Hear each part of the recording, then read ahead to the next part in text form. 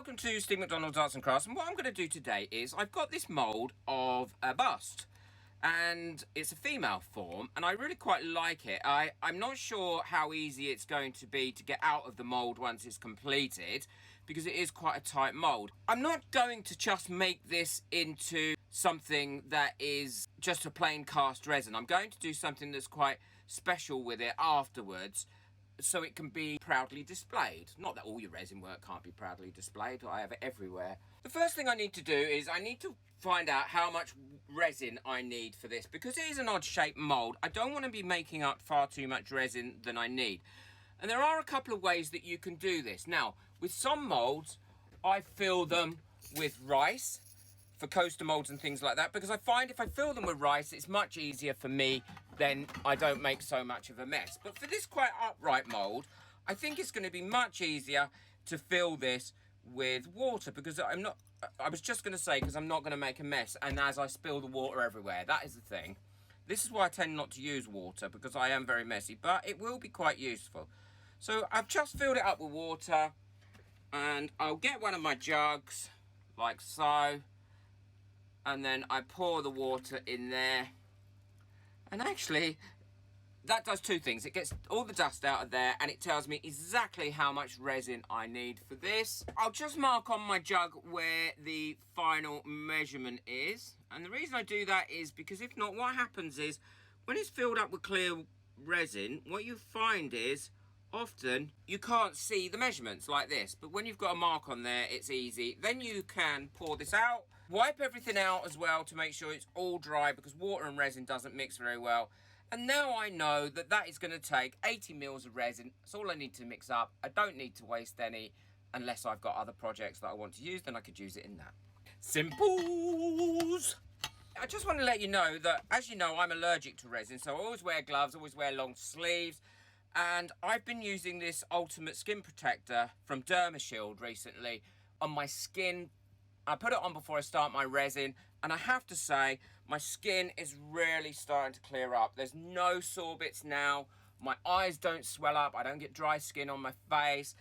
I'm so impressed with it. I'm so pleased with it. I'm under no commission from this company. This company don't even know I exist. I'm just letting you know that I've found it to be really, really useful. I will link it in the description below. Try it out, you know, and hopefully it'll work for you if you have any issues, as well as it works for me, because I think it's brilliant. I love sharing these sorts of things with you. Right, let's get on with mixing up this resin, ready for pouring in here. I've added my resin to about a third up. The reason is that I want to give it a bit of squidgy-widgy here, because I don't want any trap bubbles caught in the crevices and the bits and pieces, because that would make the final mould not look as well as I want to do it. So give it a good squidgy-widgy, and by not filling it right to the top, you've got no worries then about it squidging all over your hands and your gloves and losing some of the resin. Right, so I'm quite happy with that. I'm just going to give it a few taps and let that settle for a second. And now I'm going to fill it up to the top. I have slightly overfilled that, so it's a little bit overfilled, but that's fine, because we know that this is going to shrink back, and I am going to be doing something with this anyway, so I'm quite happy with that. I'm now going to cover this up for 24 hours, and once it's cured, I'll come back and show you what we're going to do next and how we're going to make this look fabulous. This is all cured now, and it's nice and hard, so I'm hoping it's going to come out of this mould fairly easily by just peeling it down. Yeah, there we go. That has come out quite well. No damage to the mould whatsoever. And by doing the squidgy widgies as well, we've got no air trapped in it. I will kind of even off the bottom, and I really think that that has come out lovely. But it's not as lovely as I want it to be. So stick around for the next part. Don't forget, if you want to buy me a coffee, then there is a link below just to say thank you for everything that I do. It really does help me keep my videos going. And I would like to say a big thank you to all my members as well.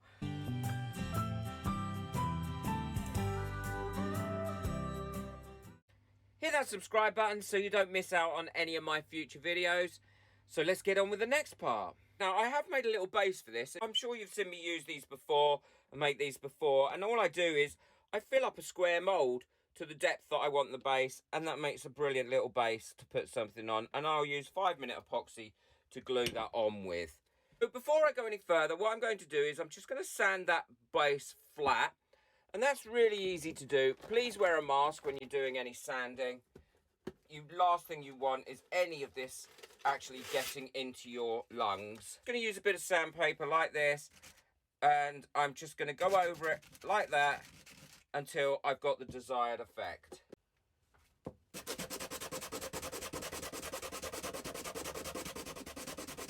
There we go. That's now nicely sanded off. It will just sit a little bit more flush on the actual stand once I glue that down. I'll just give that a bit of a wipe over with a baby wipe before I carry on the next stage. The next stage for this is to paint it completely using the gold leaf glue.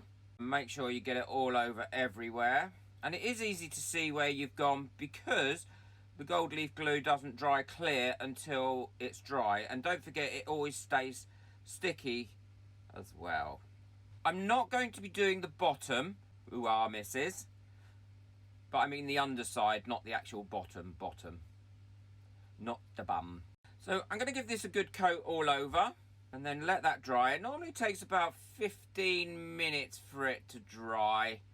It's not too warm in here today, so it probably will take the full 15 minutes. So the glue is nicely dried on this now, and as you can see, it's gone completely clear. So what I'm going to be doing is I'm going to be now putting on the gold leaf, and that's fairly easy to do. I've got what I use is a makeup brush for this. I also have a little pot available to put all my spare bits in, because I do find that it's quite useful to have some spare bits about for putting in other resin projects and things. So I just pick the gold leaf up like so. You can get cotton gloves for this, and I will just pop that on there. And then I've just got a makeup brush. It came in one of my sets that I use for my mica powder, and I'm just popping that down. And I don't want a smooth finish. I want it to look like it's gold and covered. So I'm quite happy with this. And now, because the glue is dried, then what will happen is it will stick to that glue, because that glue remains sticky all the time. Okay, so you just need to brush it over. And what that will do is it will brush it up nicely and ensure that it's covered everywhere that glue is. So that's all finished now, as you can see, and I'm really pleased with how that's come out. I just think it just finishes it off lovely. And all I'm going to do now is I'm going to glue it to this base, and I'm going to use 5-minute epoxy to glue it to this base. And 5-minute epoxy is really quite useful when you want to do something that's quite quick. And it glues resin to resin just brilliantly. And because we've sanded that bottom, we're going to have a nice flat area. So I'm only going to pop a little bit in. I don't need to put much on. As you can see, I'm not going to spread it right to the edges because I don't want it to ooze out. And I'm going to put it on there like so. So it's actually from corner to corner. Now 5-minute epoxy does dry, so it's completely clear. If a little bit does come out, then it's not going to cause too much of a problem. Yep, I'm really happy with that positioning. I'm going to leave that now for 5 minutes, and then what I'll do is I will show you it when it's completely finished.